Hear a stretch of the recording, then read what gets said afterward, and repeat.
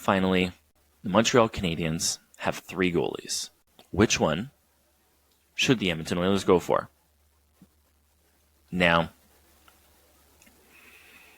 just off the hop, the only reason why I'm mentioning Montreal is because the Oilers had some scouts at the latest Montreal Canadiens game, and they're checking out goaltenders. Okay, I guess it was Friedman who reported on this, I believe, on his 32 Thoughts podcast.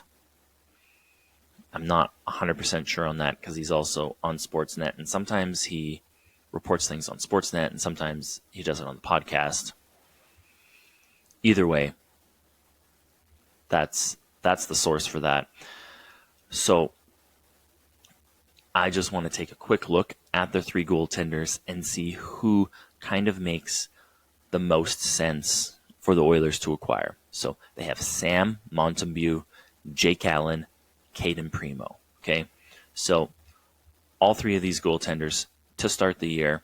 Montembeault, he started 7 games. He's 3-3-1, a 2.78 goals against average, and a 908 save percentage. Pretty decent. Jake Allen, 8 games started. He's 3-4-1 with a 3.54 goals against average, but a 907 save percentage.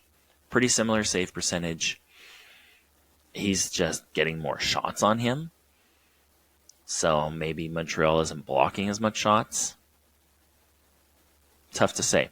Primeau, he's only started 3 games. He's 1-2-0, a 3.97 goals against average, and an 885 save percentage. So off the hop, I think Primeau has less NHL experience than Montembeault. I'm pretty sure.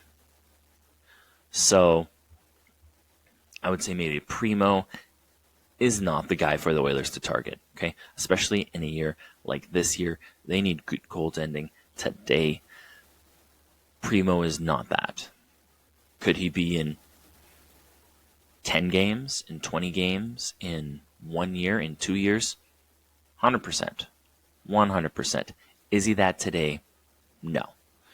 So that kind of leaves us to look at Allen and Montembeault.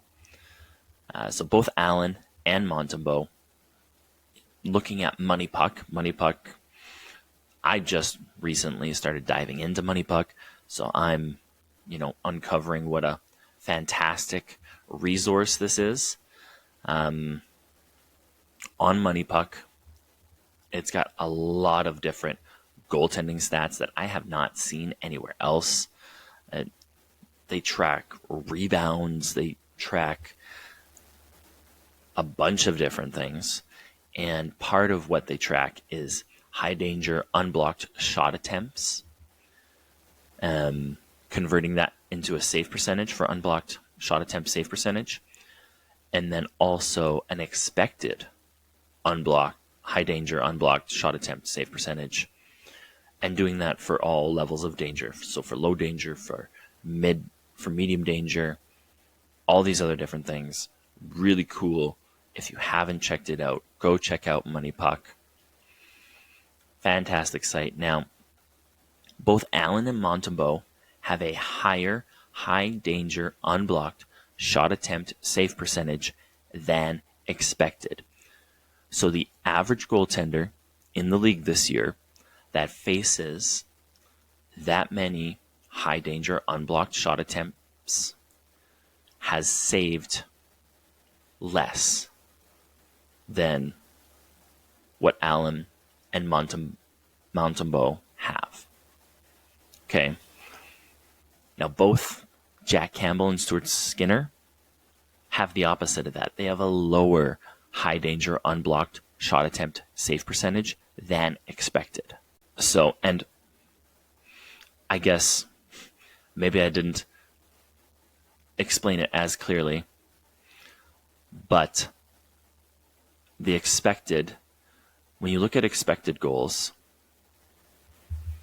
and expected shot attempts, they're also looking at the location of the shots, they're looking at the type of shot, they're looking at the situation, And a lot of different factors are put into this metric, okay? It's not as simple as a shot from the slot. It's not that simple. There are certain types of shots that are easier to save, and that is taken into account with all expected goal models, okay?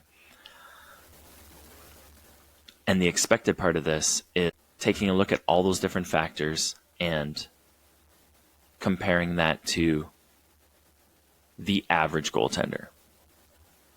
So that's just kind of another way to say it. So with that, at first glance, it kind of seems like Montembeault is kind of the better option. If we take a look at the cap situation, the Canadiens have $5.4 million in cap space. Okay, Jake Allen has a modified no trade clause. Important to note. So he needs to, with his modified clause, let's just do a quick check because I didn't actually check this, but his modified no trade clause, see if it'll show up for me. So just looking at Puckpedia, okay, so modified no trade clause. So a 7-team no trade list. Okay, so he has to provide a list of 7 teams that he will not accept a trade to. That's what that means. So that's good to know. It isn't just a straight up, he can deny any trade. He has 7 teams where he's like, nope, do not send me there. So the Oilers, there's a good chance the Oilers are not on that list. Tough to say. But his contract is also $3.85 million for this year and next year. Okay.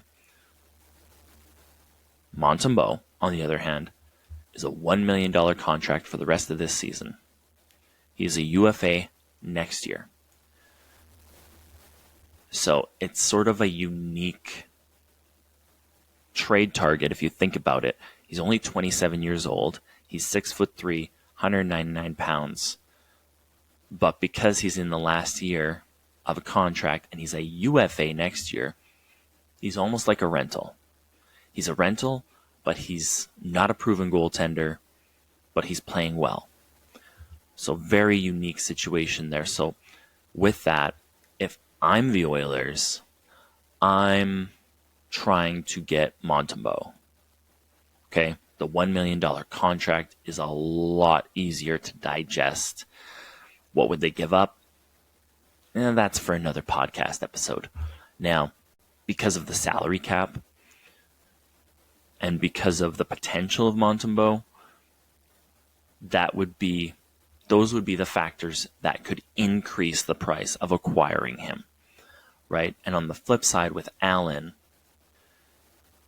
he has a lot of cap, but just looking at his statistics, he has been a fairly consistent above .905 save percentage his entire career. He's had good years and bad years.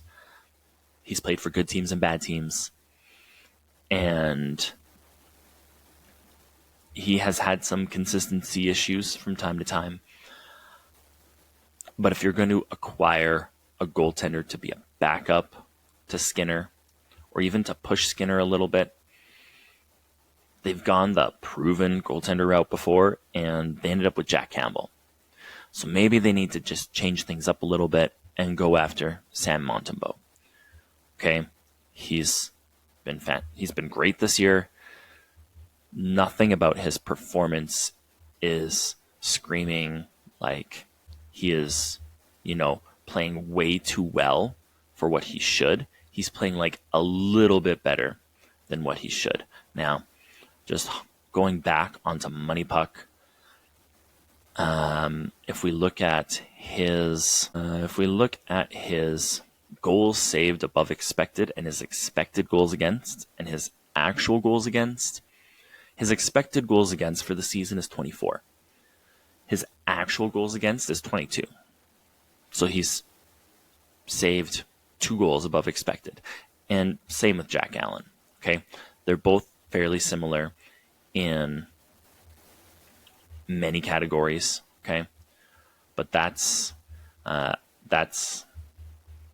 that shakes out. And the Oilers goaltenders, on the other hand, Campbell and Skinner, if we look at those same stats, expected goals against for Campbell, 16, actual goals against, 20. So he's saved almost 4 less than expected. Skinner, he's played 12 games instead of 5 for Campbell.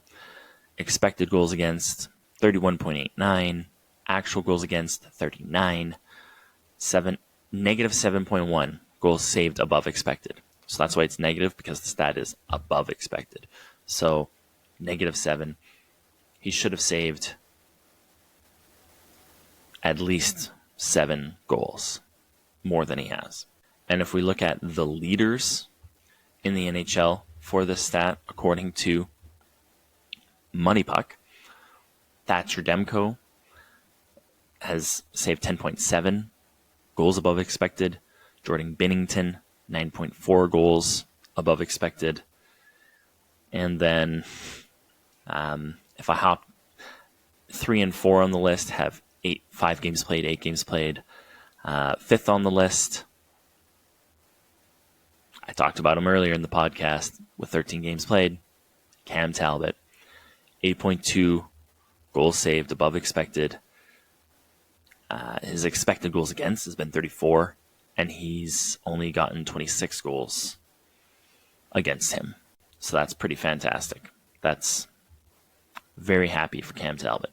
So if you're the Oilers, that's sort of the situation you're in. You either go for the unproven but promising Montembeault, or you get the sure thing in Allen and, accept, in both cases, you accept whatever sort of bumps come along the way with acquiring that specific goaltender. Pros and cons of both.